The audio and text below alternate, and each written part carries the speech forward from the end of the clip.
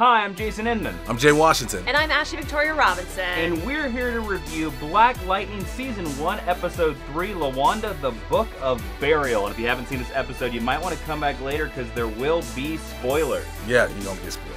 As Jefferson Pierce tries to determine if the community can survive without the help of Black Lightning, Anissa starts to come into her own. All right, so we're going to work our way through the episode and dive deep. Jay Washington's back here with us again because you guys loved him in the comments. And thank you guys for the comments. Thank you, too, for having me back. I just want to say for the record, these two are real good sweethearts. Oh, I got legit here, love. bring it in the love. Bring in the love. I have like legit love for Jason. I have legit love for Jason and Ashley. They're great people. So to come back and do this with you guys is a great thing. Well, I'm gonna give you a new Black Lightning code name, Thunderstorm. Ooh, word. That's good. I can roll with that. All right, so let's start off with this episode. The episode starts with the funeral of Lawanda. I really like this scene because we got to see the community of Freeland, and to be honest with you, thinking about plot and thinking about story, we kind of should have predicted that the Reverend was going to lead to a 100-person march against the 100, but when it happened, I was very surprised about it, and I loved him calling out 100 God-fearing people to march against the 100. Jay, what did you think about that scene in the opening of this episode? First of all, shouts out to Clifton Powell, strong black actor, been in many different films.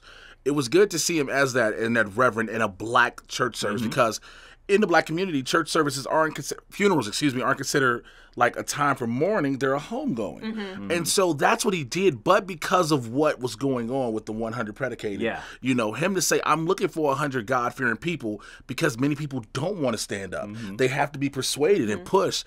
And so to watch that happen and to see Jefferson Pierce sitting there with his family, well, more so his ex-wife Lynn and Jennifer, and he's like, please don't do this. Because he knows what this is going to lead to in a negative aspect. Lynn is for it. Jennifer is for it. It's like he can predict where the episode's going to go. Like he has the script, ladies and gentlemen. But like he sees it, and then he knows how bad it's going to be. It can be. And then potentially we see afterwards, of course, Henderson trying to convince him out of it. Like, listen. Oh, we're going to talk about that. We're going to talk about that. But before we get there, I want to talk about Anissa superhero training in a junkyard, very reminiscent of The Incredibles.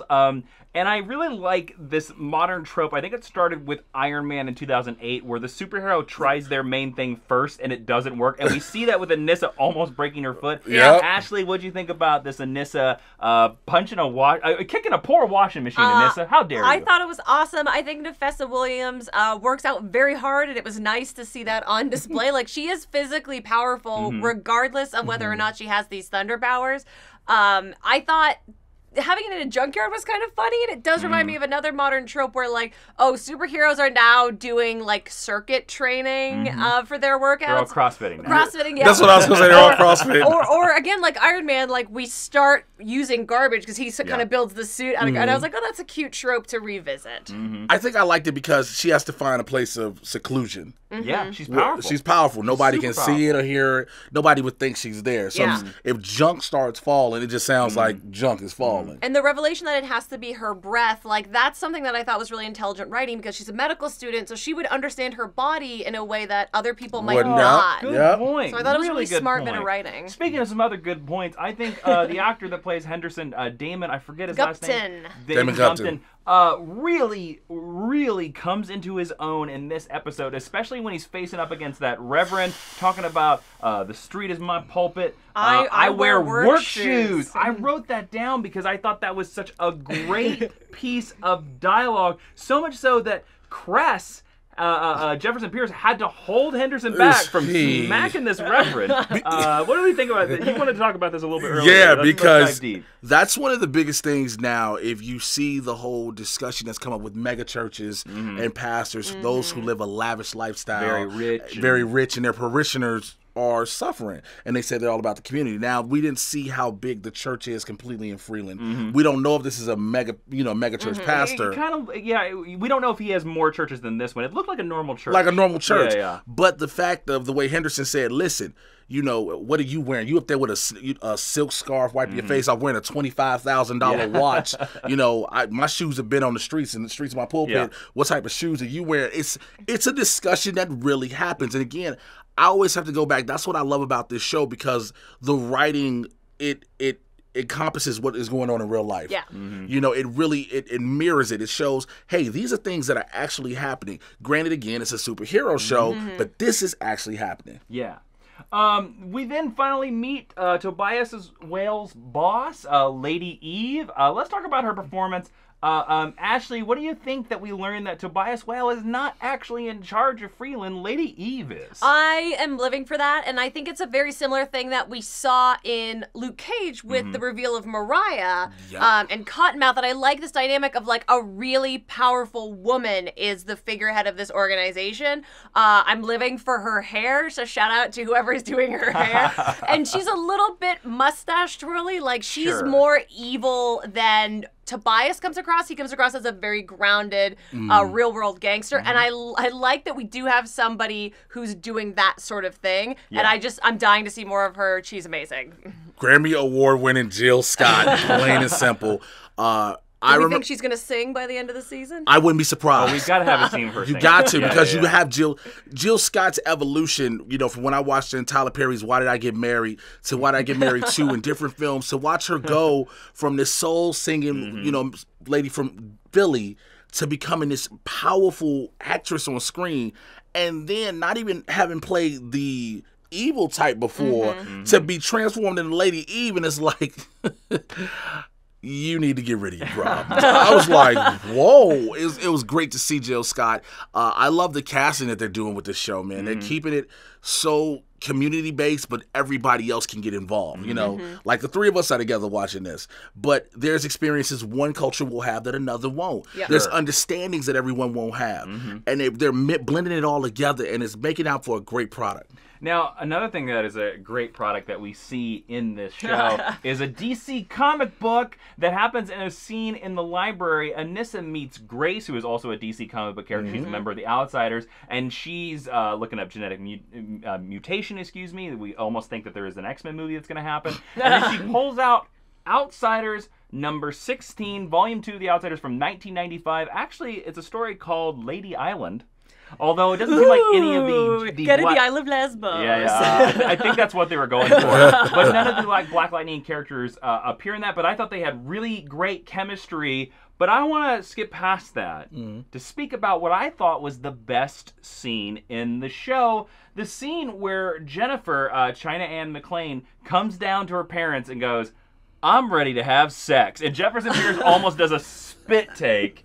Let's talk about this scene because it carries on into the dinner table. Ashley, what did you think about this high school girl just being like, "Hey, Ma, hey, Dad, I'm ready to bone"? I really appreciate the maturity of this scene, and I think it very nicely mirrors in the previous episode where we had the announcement, like, oh, Anissa's at her girlfriend. Like, this is a real conversation that if people aren't having with their children or don't facilitate in their homes, that they should be. And this is a great environment, and it shows that there's such a strong family unit. Like, this is an ideal scene. As uncomfortable as it is from the parents, I'm like, you want that to happen. It's a brilliant piece of writing, but yes, you do want your kids to do that. You want the later conversation between the sisters about we're going to talk about the dad. We're going to talk to the dad here in a second. About birth control to happen. Like, I think it's such mature storytelling that we haven't seen in this genre before, and I loved it. I loved it. Jay, as the only father on this panel, the only person with kids, how would just put yourself in Jefferson Pierce's shoes? How would you feel in that scene? I would have passed out like Jamie Foxx, just yelling, "Oh my Lord Jesus!" Because it's a shock to hear. Like most parents expect to hear, "Well, yeah, I'm already having sex." Yeah. That's what you expect to hear. So I'm planning on having sex. This is what it's going to be on Saturday. It's going to be back like curfew. Like no one is ever expected to hear that planned out. And then at the dinner table, it got to the point where Lynn and Jefferson was like, "Just give me more wine. Just keep pouring this wine." Because it's like you can't handle it. But at the same time, as a parent, you realize your children do grow up. We all grow up. There are going to be points in times your kids are going to have sex. Oh, God. That's again a piece where I thought this was a brilliant piece of writing because this scene would not happen on any of the other DC TV shows. Can you imagine on Arrow if we get to season 95 and William is like, "Dad, I'm having sex"? I mean, first of all, he's not a very good actor, so it wouldn't be a great scene. But like, can you imagine how Oliver would just have a conniption fit? No, he would just say, "Oliver, I want to have sex. Felicity, can you talk to him?" or Razor. Yeah, King that's Tut. what it would be. That's exactly what it would be. Razor will handle it. Razor will handle. It wouldn't be the heart to heart in a sense. Yeah. And again, like you said, to have a Nissa talk to her was like, all right, so that's what you want to do. Let's talk about birth control. And it's like, it doesn't harp on it, but it's like, these are all the points we need to hit. Yeah. And it hit it well. Let's talk about the scene between Jefferson and Khalil. We finally learned the amazing actor from Riverdale's name in the scene, the shower scene, where he asks him, hey, Khalil, how do you shower? Where do you wipe off first? Oh, you wipe off your stinky feet and then your important parts? I don't want your stinky feet to touch my daughter.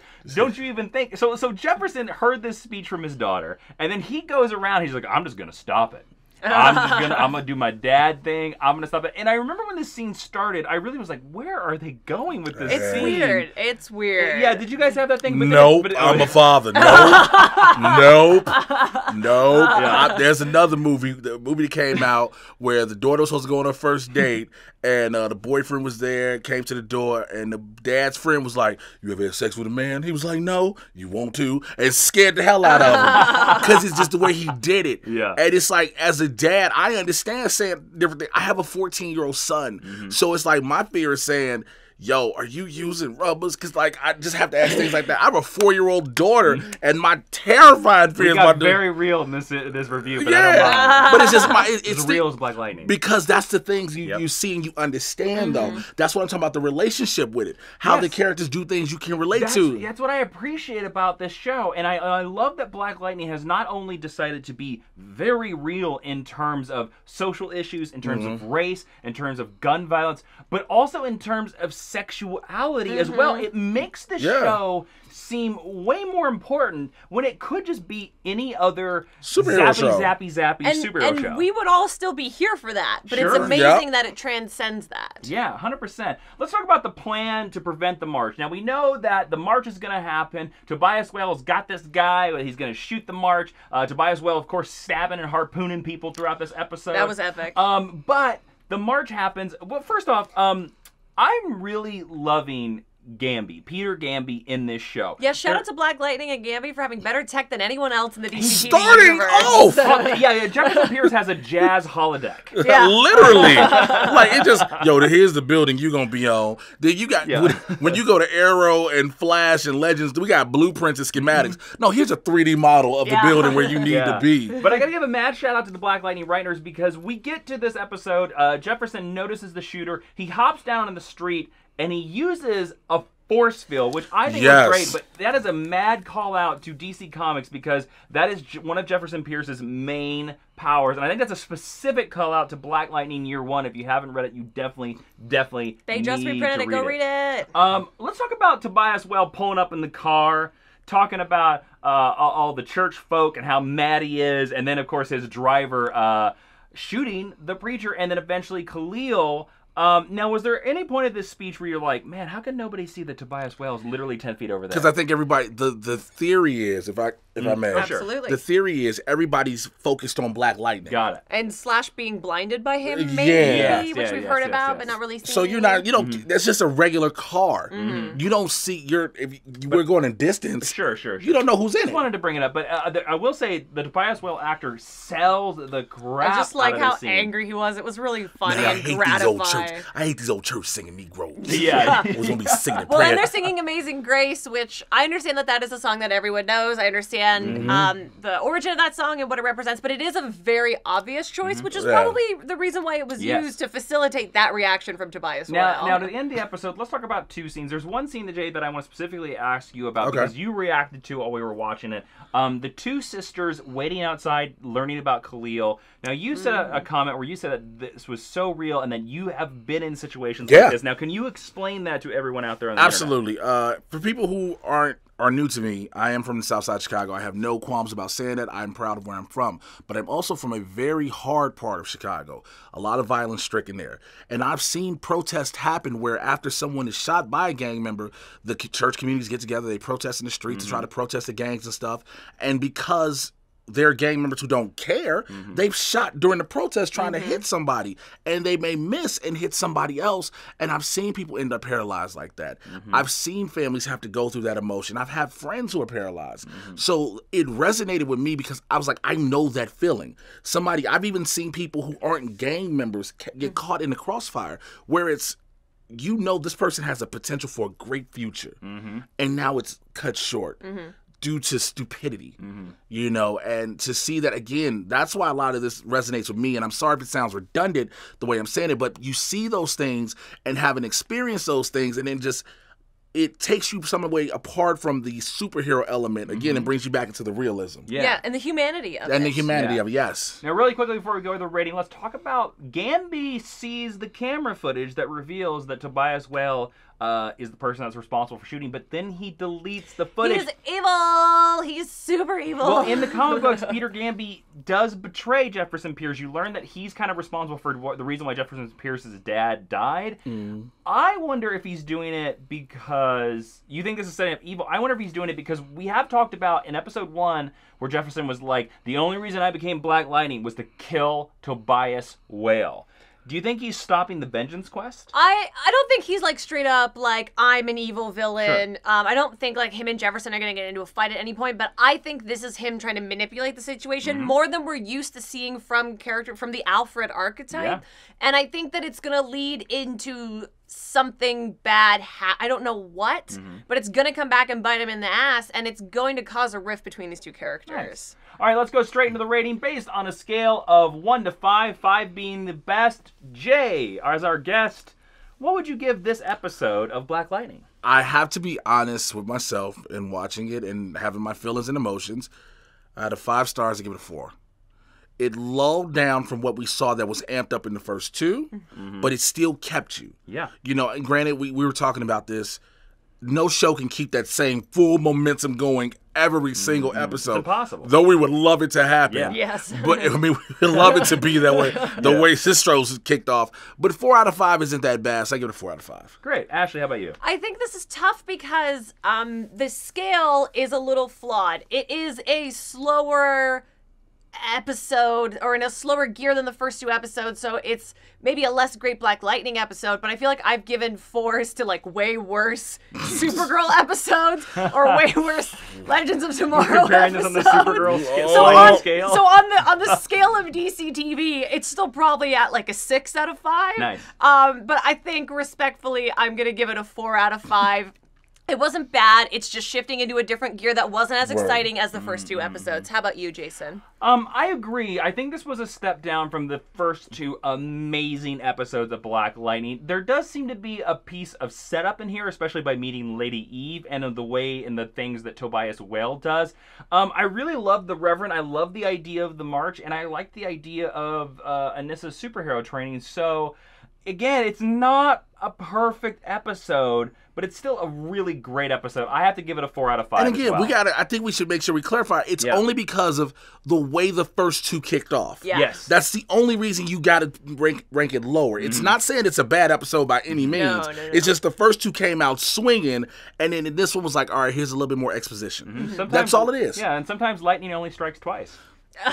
All right, so go down in the comments, tell us what you thought about this episode, and while you're down there, click subscribe. Jay, where can they find you on the internet? You can find me on Twitter and Instagram at Mr. J Washington. That's MrJaywashington, and check out the Trusty Sidekick podcast. Nice. And if you want more exclusive geeky content, go to patreon.com/Jawiin. See you around the channel, super friends.